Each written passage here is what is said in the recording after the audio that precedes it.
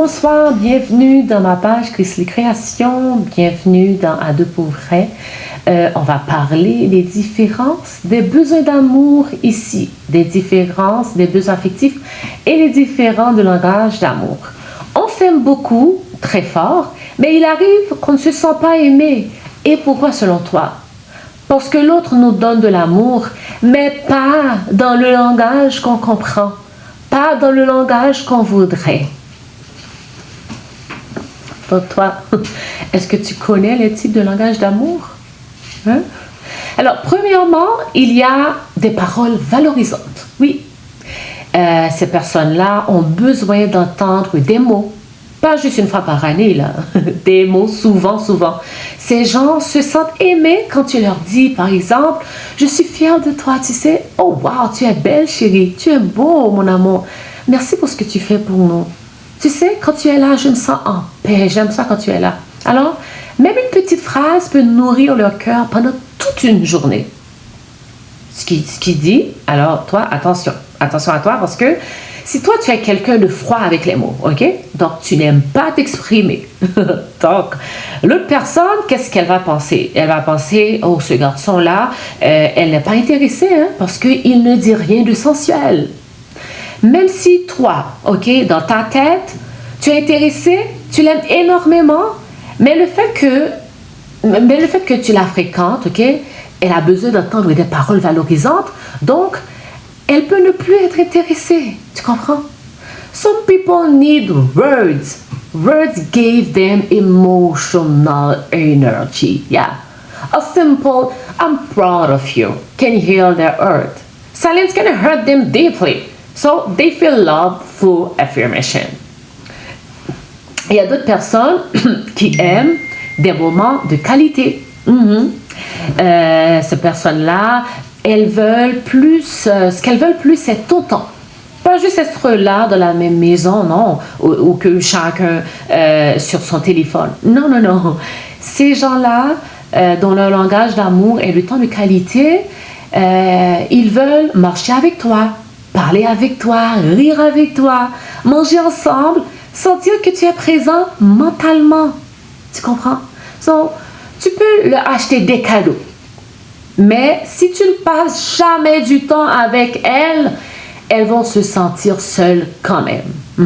Parce que leur langage d'amour, c'est la présence, pas le cadeau. Tu comprends? Some people spell love with time, not money, not gifts. No, just real presence. Quality times makes them feel important. Un autre langage d'amour est des caresses et du toucher. Il y a des personnes qui ont énormément besoin du toucher affectif. Yes. Des câlins, des bisous, tenir la main, se coller devant un film, par exemple. Sentir la proximité physique, ouais. Et dans le couple, certaines personnes ont un grand besoin d'intimité physique fréquente. Parce que ça leur donne un sentiment de connexion émotionnelle et de proximité. Yeah. Alors, quand tu les touches, ces personnes-là, quand tu les touches avec douceur, elles se sentent rassurées, désirées, elles se sentent importantes. Mais attention, si toi, tu n'as pas ce besoin-là, tu peux penser, wow, pourquoi elle veut toujours être collée? Alors qu'au fond, ce n'est pas seulement physique, c'est émotionnel.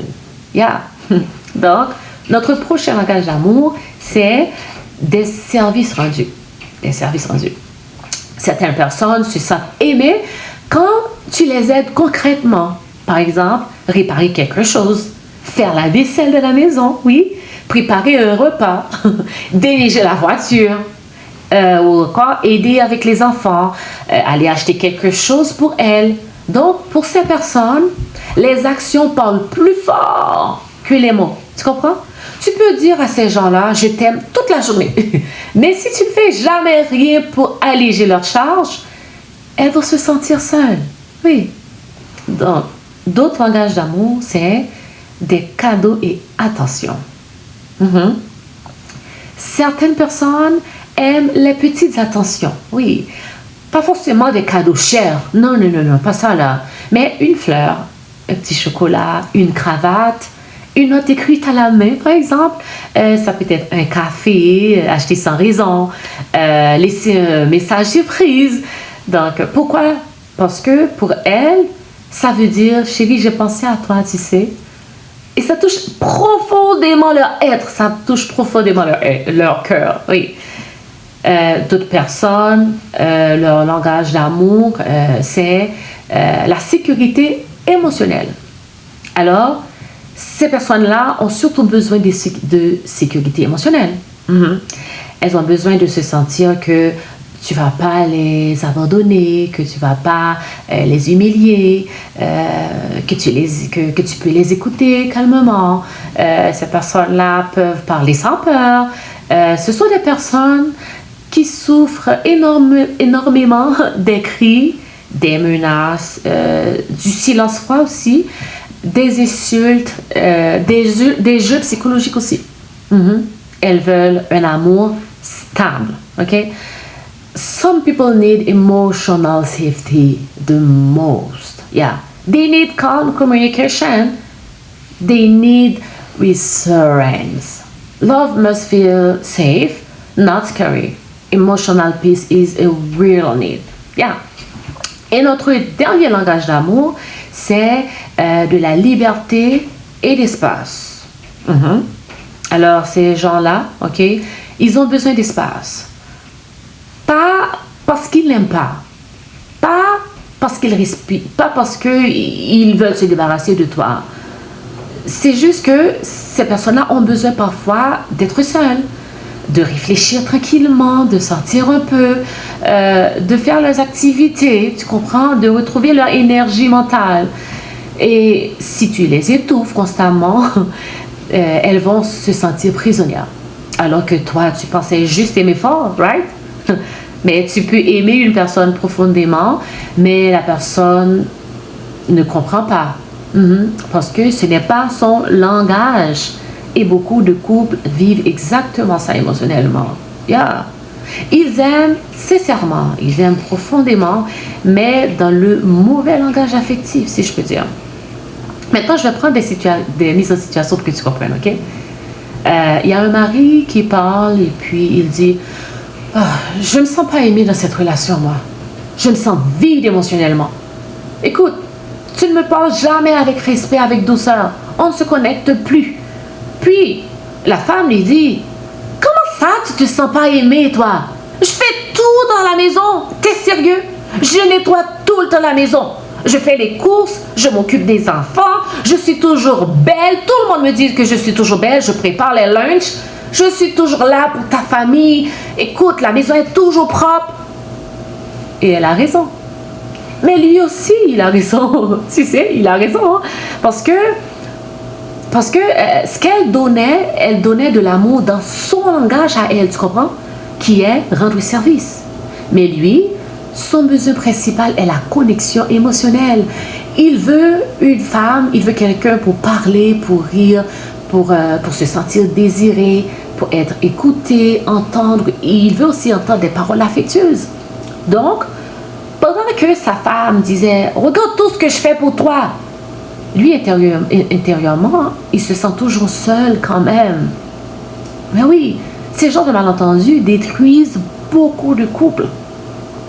Parce qu'ils pensent mais je fais tellement d'efforts pour lui. Oh my God, les hommes, mon Dieu.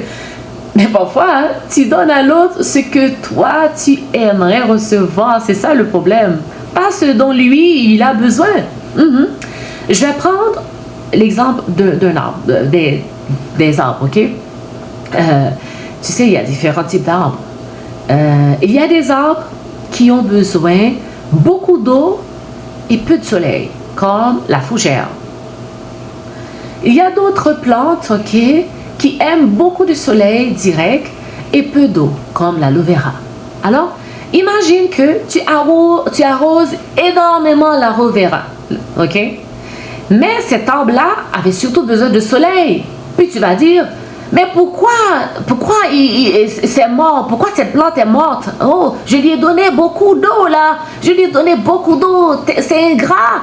Oui, c'est vrai, mais tu lui as donné le mauvais besoin. Et parfois, dans le couple, on aime sincèrement, on aime fortement, mais pas de la bonne manière pour l'autre. Tu comprends ce que je veux dire? Donc, ton partenaire est comme cet arbre-là, ok? Il n'a pas besoin autant d'eau. Il n'a pas besoin que la maison soit toujours propre, que tu sois toujours belle. Bravo si tu es toujours belle. Mais lui, il va avoir une personne à qui parler ouvertement, qui ne lui crie pas dessus. Quelqu'un avec qui il peut discuter ouvertement, qui le respecte dans ses choix personnels. Notre deuxième mise en situation, c'est... dis-toi une personne qui aime le toucher et que l'autre, lui, n'aime pas le toucher, ok? Le monsieur, il aime beaucoup les câlins, ok? Il veut toujours toucher sa copine, prendre sa main, coller, l'embrasser. Lui, il aime faire l'amour souvent. Beaucoup de membranes, let's go! Donc pour lui, le toucher, ça veut dire de l'amour, ok? Avoir beaucoup de relations intimes souvent, avoir beaucoup de membranes, pour lui, c'est égal à l'amour. Donc, quand lui, il la touche, alors quand sa femme le touche aussi, donc lui, il se sent choisi, il se sent important, il se sent désiré, ok? Mais elle est différente. Son besoin principal, son langage d'amour n'est pas le toucher du tout. Elle a besoin de paix. Elle a besoin de douceur, de discussion profonde. Elle a besoin d'espace parfois. Et lui, la touche constamment.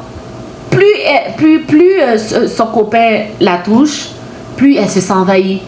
Puis elle dit, « Oh, tu es toujours collé, laisse-moi respirer un peu. » Maintenant, l'homme, il va souffrir profondément. Parce que dans sa tête, il va se dire, si elle me repousse, elle ne m'aime plus. Alors qu'elle pense, mais je t'aime, j'ai juste besoin d'espace parfois. Tu comprends? Donc, beaucoup de personnes ne comprennent pas ça. Non. Ce qui remplit ton cœur peut fatiguer émotionnellement quelqu'un d'autre. Et inversement aussi. Oui, c'est pour ça que dans un couple, il faut découvrir le langage émotionnel de l'autre. C'est très important ça. Le piège des attentes silencieuses est souvent, les gens n'expriment même pas leurs besoins. Ils espèrent que l'autre comprenne tout. Non! Non. Des fois, ils pensent, ils disent, oh oui, s'il m'aime vraiment, il devrait savoir que j'ai envie de lui, non? Ou elle devrait savoir que j'ai besoin de paix dans la maison. Elle devrait savoir ça, elle me connaît, il me connaît, hein? Et il devrait comprendre. Mais non! Non. Ton partenaire n'est pas un prophète. Non. Il a besoin que tu lui expliques ton cœur. Exemple très concret, tu peux lui dire, quand tu me parles avec douceur, je me sens aimée, tu sais. Quand tu prends du temps avec moi, ça nourrit mon cœur. Quand tu me prends dans tes bras, oh mon Dieu, chérie, je me sens en sécurité, ça me fait du bien. Tu vois, concrètement, mais oui. Alors, quand un besoin reste ignoré trop longtemps, qu'est-ce qui se passe? Le cœur commence à se fermer. C'est normal. La personne peut devenir froide, irritée, distante, sarcastique, oui, et même frustrée. Pas toujours parce qu'elle est désintéressée, non, mais parce qu'elle se sent vide intérieurement. Et parfois, derrière une simple colère, il y a juste un besoin d'amour non nourri. Donc, autre chose importante encore, on peut demander à l'autre, c'est quoi ton langage d'amour, chérie? Tu sais, oui, tu peux lui demander, comment toi tu te sens aimé? Qu'est-ce qui nourrit ton cœur? Qu'est-ce que tu sens? Qu'est-ce que tu sens que tu es proche de moi? Et parfois, la réponse va te surprendre. Ça va te surprendre parce que ce qui te touche toi n'est pas forcément ce qui touche l'autre. No. Different people receive love differently. Of course, yes. One person needs words, another needs actions, another needs affection, another needs emotional peace. Love grows when needs are understood. Donc, arrête d'imaginer que l'autre a ce type de langage d'amour. Oui, c'est bien d'essayer, mais demande-le lui. Et tu sais quoi? C'est parfaitement normal de ne pas encore connaître le langage d'amour de ton partenaire. C'est normal, là. C'est pas la fin du monde. Non. Parfois, tu sais, parfois, même après plusieurs années ensemble, mais oui, on dirait qu'on pense tous avoir un diplôme en amour jusqu'au jour, OK, où on réalise qu'on parlait la mauvaise langue. Depuis le début, on parlait la mauvaise langue, OK? Donc, souvent, les conflits peuvent nous donner des indices si tu ne connais pas le langage d'amour de ton partenaire. Si ton partenaire te dit souvent, par exemple, tu n'es jamais là, toi. On ne passe jamais de temps ensemble. Hein? On ne fait plus rien juste tous les deux. Tu ne trouves pas? Alors, ce n'est peut-être pas une question d'horaire. C'est peut-être son cœur qui réclame du temps de qualité. Ou encore, si ton partenaire te dit souvent, tu me critiques toujours, toi. Hein? Tu ne m'encourages jamais. Tu vois seulement ce que je fais de mal. Hein? Alors peut-être qu'elle a un immense besoin de paroles valorisantes. Tu comprends? Son réservoir affectif se remplit avec les mots. Donc, elle attend ou il attend des mots qu'il ou qu'elle ne reçoit pas. Tu sais, je vais te faire rire un petit peu. Tu sais, moi et David, mon mari, après 11 ans de mariage, je ne suis même pas certaine de connaître mon propre langage d'amour. Non, c'est vrai. Ça te fait rire, mais c'est vrai. Parfois, moi personnellement, OK, j'ai l'impression que j'ai besoin de tout. Je veux des paroles douces. Je veux du temps ensemble avec lui. Je veux des câlins. Je veux qu'il m'aide. Je veux des surprises. Je veux des cadeaux.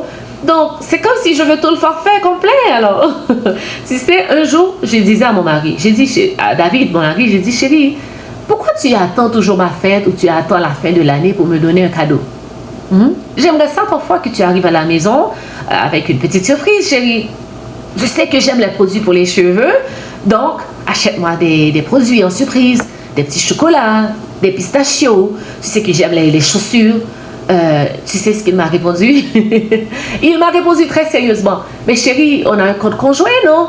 Ben là, va prendre de l'argent et va t'acheter ce que tu veux. Comme ça là. Donc dans sa tête, David répondait à un besoin. Dans ma tête, il manquait complètement le point. Parce que je ne voulais pas seulement l'objet, moi. Non. Je voulais l'attention de mon mari. Oui, je voulais sentir qu'il avait pensé à moi quand il est dehors. Je voulais le geste. Tu vois la différence? Donc, psychologiquement, ce n'est pas toujours le cadeau qui nourrit le cœur. Parfois, c'est la signification derrière le cadeau. Et ça, c'est très important. Alors, je te le dis, ne sois pas gêné si tu ne connais pas encore parfaitement ton langage d'amour ou celui de ton partenaire. Non. Sois pas gêné là, ok? La plupart des couples sont encore en apprentissage. Mais oui, même après plusieurs années. Oui, c'est normal. L'amour, ce n'est pas un examen qu'on réussit une fois pour toutes. Non. C'est une découverte qui continue toute la vie. Ben oui. Alors, le véritable amour, ce n'est pas seulement dire « je t'aime, chérie ». Non, c'est plutôt apprendre comment dire à l'autre, comment l'autre a besoin d'être aimé. Parce qu'au fond, beaucoup de personnes ne demandent pas beaucoup de choses. Des fois, on ne demande pas beaucoup de choses, non? Non, on demande juste « aime-moi d'une manière que mon cœur peut comprendre ». Des fois, c'est ça. Ben oui, ça peut transformer une relation entière. Alors, ce soir, j'aimerais ça que tu poses à la personne avec qui tu es en couple cette question. Mon chéri, quel est ton langage d'amour? Qu'est-ce qui te fait vraiment sentir aimé? Et écoute la réponse avec attention, ok? C'est très important. Parce que parfois, la clé du bonheur dans un couple, ce n'est pas d'aimer plus, là. Non. C'est d'aimer mieux, oui. Alors, comment? Dis-moi ton expérience. Et puis, j'aimerais ça que tu me dises, c'est quoi ton langage d'amour? Est-ce que tu connais ton langage d'amour? Peut-être non. Est-ce que tu connais le langage d'amour de ton partenaire? Je suis curieuse de savoir. Donc, continue d'aimer, continue d'apprendre. Et on se retrouve dans À deux pauvres.